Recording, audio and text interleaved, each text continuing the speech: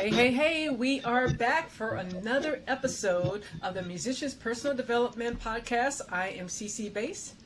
And I am Wil Cameron. Yes, you are.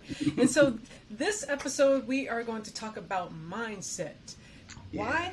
Is because mindset is most of everything we do. But before we get into it, I want to feast your eyes down below. If you wouldn't mind hitting the subscribe button, we are trying to get the word out and help as many musicians as possible.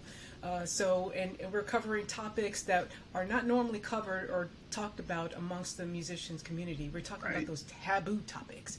Right. Okay. So anyway, also like us on Facebook. We're at MPD Podcast.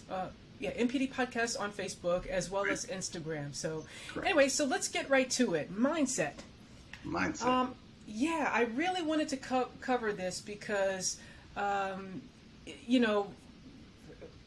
I have to say that I don't know what the statistics is, but I've heard a lot about mindset being most of everything that we do is mindset, and the whole saying about mind over matter. I mean, a lot of truth with it. I know it sounds cliche, but I will tell you, at least for myself, for every gig that I walk into, every performance, every rehearsal that I walk into, every music situation I walk into, I'm always thinking ahead, and I'm always thinking something positive and how great of an outcome it is. So I'm getting my mind geared up to have a good experience every time I'm doing that. And I have to do that because as someone who has struggled with social anxiety, and it took me out of music for 8 years, this is a tool that I actually use to help me get through what I need to get through and have success. And that is the whole point here, is just being able to manage it. I don't know if social anxiety ever goes away, but so I've got these tools in place to manage it, and that's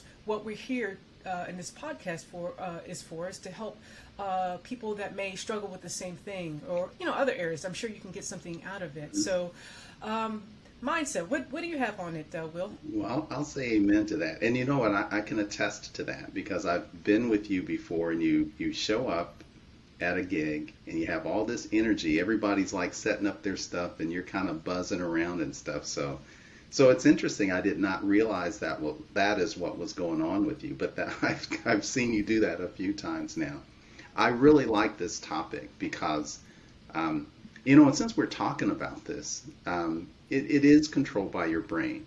And there have been studies, and, we're not doctors. We probably should be doctors because we're really smart people sometimes. But there have been studies that show that negative events imprint on us more so than positive ones do. And this is according to the experts. And this is just the way we're wired.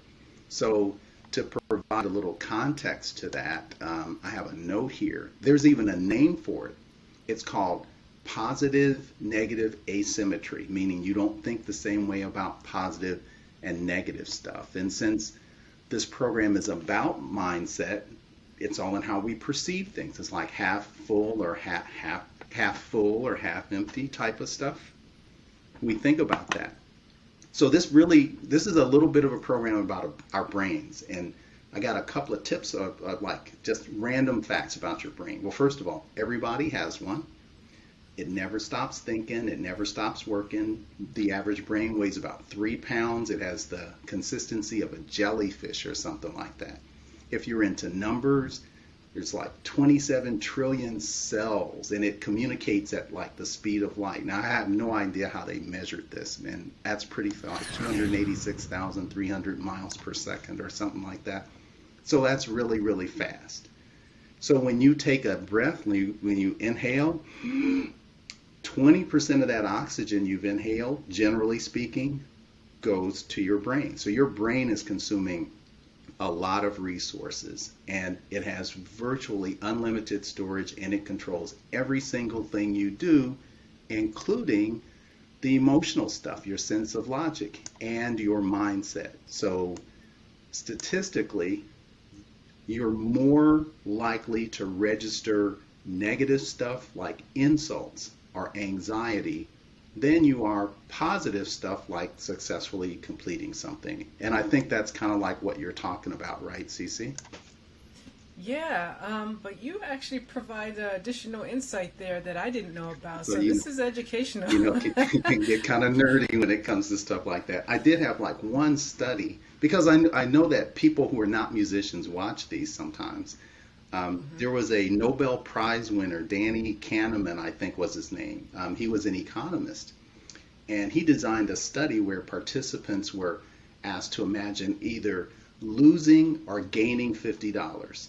So even though the amount was the same, the magnitude of emotional response was significantly larger for those imagining they would lose the money than it was the money that those who would think they were going to win. So again, it's like studies that show that we're hardwired to get stuck in thinking like, oh, this isn't going to happen, or oh, I can't do this, or so even though so I think what we're trying to do is to just make you cognizant of, if just left to your own devices without any feedback, we're going to like err on the side of being cautious and being negative, and that's just the way that we're wired. So do you have any examples of where you've seen this kind of unfold on your own?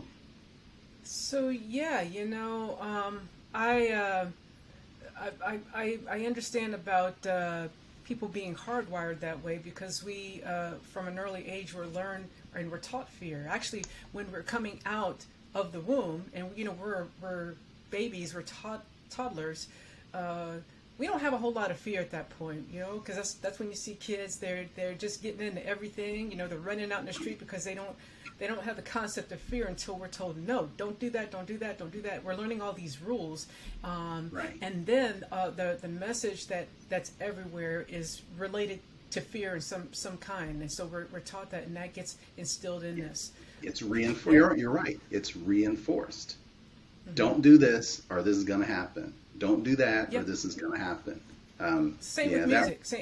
The same applies in music. When you're a kid and you're starting off playing an instrument, I know when I was playing the piano when I was a kid, I was doing like this, dun dun dun dun dun dun dun, and I was the best piano player ever. I didn't know the difference. I didn't know what a note was or anything. But we and that's how people do. They just or kids do. They just play, not really realizing they have no shame. They don't understand what that is yet.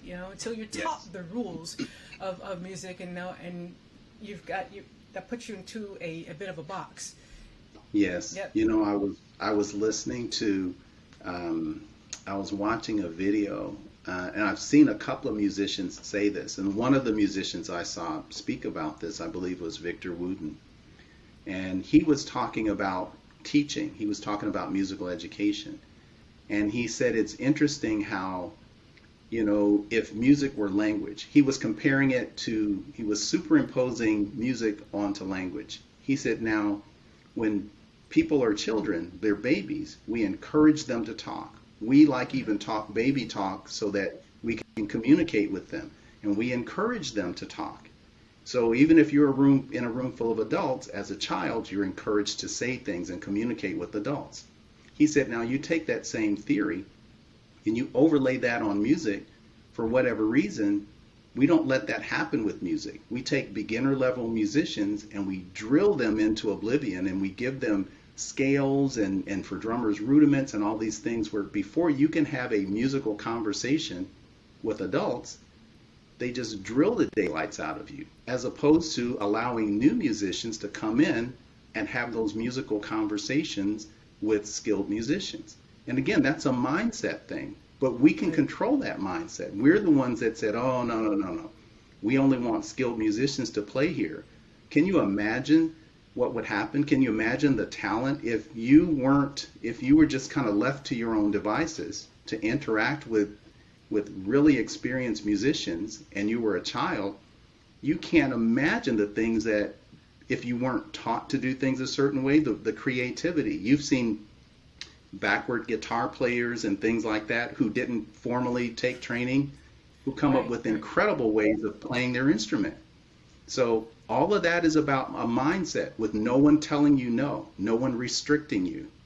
So we need to be mindful of our own mindset when it comes to dealing with how we achieve our musical goals, how we interact with our peers, how we interact with our band, and even some of the stuff that you said, the strategies that people have that they bring to the gig or the performance. So let's jump into the actionable items or tips whenever you're ready. You Yeah, want to go into those? we should absolutely do that, because the whole point of it, is all that fear that we just talked about.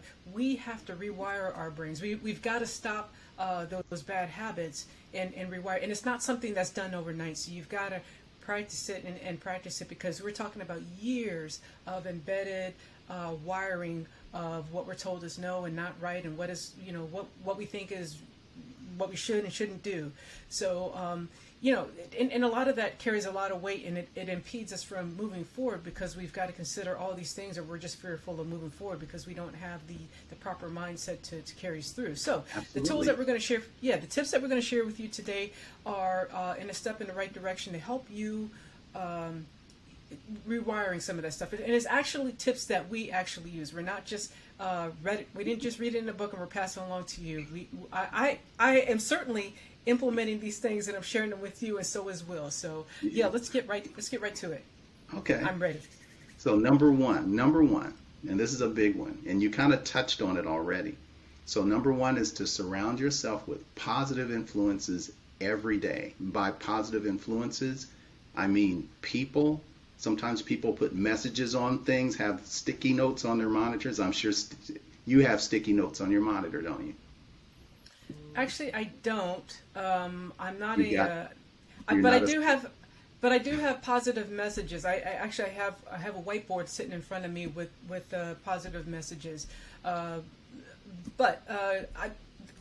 Exactly what you're saying. Surrounding yourself with information that makes you feel like you can do something. So I'll give you an example. When I start off my morning, the first thing I do, I go right into some kind of meditation, and then I read. I always read some kind of personal development book, and I do this every morning because that's how I want to set my day. It always sets the tone for my day, and that's really how you should approach it. If you read any of these like bios or the routines of like the ultra successful, you will read some of these things where how to win the morning, whether you want to call it conquer the morning, win the morning, or have a miracle morning, whatever you call it. That is the way, one way in which you can do it. That's the way I do it. I don't go into social media. I don't look at my email. That's not the first thing I do, because as the saying goes, you woke up on the wrong side of the bed this morning, because somebody said something, or you saw something in your email, or saw something in the news that just like got you in that bad mood, and that sets the tone for the day. So you just want to do the opposite of that. You want to do something that that helps you, makes you feel like you're going to conquer the day. Maybe for you, maybe you get up and practice or something like that, and play your instrument. Maybe that helps you. Whatever it is, that's really what you want to do, because again, everywhere we go, everywhere we turn, there are messages of negativity and things that make you feel like you want to crawl under the rocks. So we just need to combat that the best we can and keep ourselves surrounded by that. So that have would be, that somewhere. Yes. Yep, like whether it's in your car, whether it's in the bathroom, on the mirror, or someplace like that.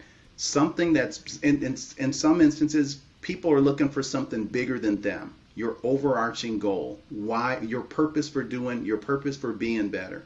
So is whatever that is that motivates you, or that connects you with that positive mindset, then that's what you should engage. That's where you should engage. Exactly. So that's it for number one. Number two is engage in personal development each day, meaning always be a student. There's no such thing as just instantly being brilliant at something. People do not, as you mentioned in the first actionable tip, people don't accidentally become successful. They work at it. They fail a little bit.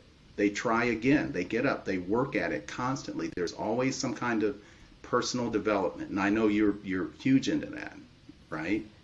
Yeah, personal development is definitely something I do every day. A lot of the day. I'm like I said, I always start off by reading every morning. I really do this, and it's always some kind of personal development book, and it could be on anything. Just as long as it's helping you get to where you are trying to go, if it aligns with your goals. Yeah, mine is on organization. Mine is leadership. Mine is how to be a better musician. All kinds of stuff. I'm always excited to do that. And I'm also listening to motivational speakers, inspirational speakers. I love a good story of someone overcoming something and being successful. So anyway, just whatever it is for you, by all means. Yes, we all love a good success story. There have been many movies that have been made and stuff like that. So, and the third one, and this is huge. This is the third one, but it is not by far the least important one. This is have a mindset to speak and visualize as if what you want has already happened. So having that mindset of you know how you mentioned mind over matter at the beginning? Yes. Very much like that. You know, one of my favorite songs is by E.G. Daily, who created that song Mind Over Matter. If you're around in the 80s or you watched the movie Summer School, it was in there. But anyway, but I love songs that have those kinds of positive, upbeat messages. In any case, like I said in the beginning, whenever before I go to a gig, I'm always visualizing. I'm always thinking about how well the gig is going to go, how great. I'm imagining the smiles on people's faces. I'm imagining people getting into the music. I'm also thinking about connecting with others. Now, these are things that are not naturally comfortable for me to do because of that whole social anxiety. So I'm always forcing myself to get out there and do these things anyway. But the way I help reduce my stress and being able to conquer it is applying this visualization. You're going to hear me say that a lot. You've heard me probably say it in previous shows, but this is something I'm constantly doing. But not just for music. I'm applying it in other areas in life, and especially things that probably give me some anxiety in situations that I may face. Like even on my regular job, I'm always having to give presentations to really high-level people and so forth. But so yeah, that's something I do, and I find it very helpful. I think it was who was the piano player? I'm trying to think of his name. Glenn Gould, who there's the story about him. He was a famous piano player. He was a unique player. Talk about mind over matter, but he was an interesting player. When he played classical music, he would always hum along to the song. So a lot of people didn't want to play his music because they said, you got to stop all that humming, but that's the way he did it. But what was also pretty fascinating about him is that he would spend a lot of time listening to the music, but wouldn't actually practice on a keyboard a whole lot. He spent most of his time visualizing what he was going to play, and he would have these outstanding shows. So I took a lesson from that, and that's how I got on board with the visualization. And that is true. We've never had this conversation before, but the four limb coordination thing is something that's very essential to drummers. So, having your arms and legs doing different things all the time with different times, quarter notes here, some kind of pattern over there, this foot's doing something else, the other foot's doing something else. Visualizing that before you're playing it, or like if you're not around drums, if you just sit and you think about it, or when I think about it as a drummer, when I sit down, it flows a little bit better. And sometimes even thinking about it, going to bed, I wake up the next day and magically I'm able to play something that I just thought about before. And the other thing to add to this, the third one, visualizing, we already know, and we did a whole show on this, that stuff is contagious. Once you take off, once you start speaking as if something happened, or you visualize it and you begin to speak as if, yeah, this is going to be great, other people relate to that, and then they start doing it. And before you know it, you're not fighting an uphill battle. You've got an entire band full of people who are like stoked saying, yeah, we're going to do it. Right. So all of this is controlled by that little 3-pound thing that's in your head that's kind of like a jellyfish. So this has been a phenomenal show. I really enjoyed doing the research, and I know it got a little nerdy, but I found this to be very interesting, and some things that I'm actually going to like follow up on with this particular show. Yeah, so thank you. I learned a little bit of something about your research about the brain. That was helpful to me because certain things I didn't know about that. But yeah, so to recap, Like a drummer and a bass player talking about brains. Isn't that crazy? actually, that's you. I don't know. Anyway, so just to recap, so the 3 tips are for this show are surround yourself with positive messages every day. When you wake up, that's what you want to do. You want to start your day off that way. Number 2, do personal development every day. That's going to help you, and that's going to help elevate you to that next level, and not Right. tolerate the things that you used to do. And then number 3, Speak and have a mindset to visualize as Exactly. if what you want has already happened. manifested. Exactly. All right. Well, that's what we have for today. We are out of time, and again, if you like us, you like what you heard today, feel free to send us an email if you've got ideas for a show or some topics that you have.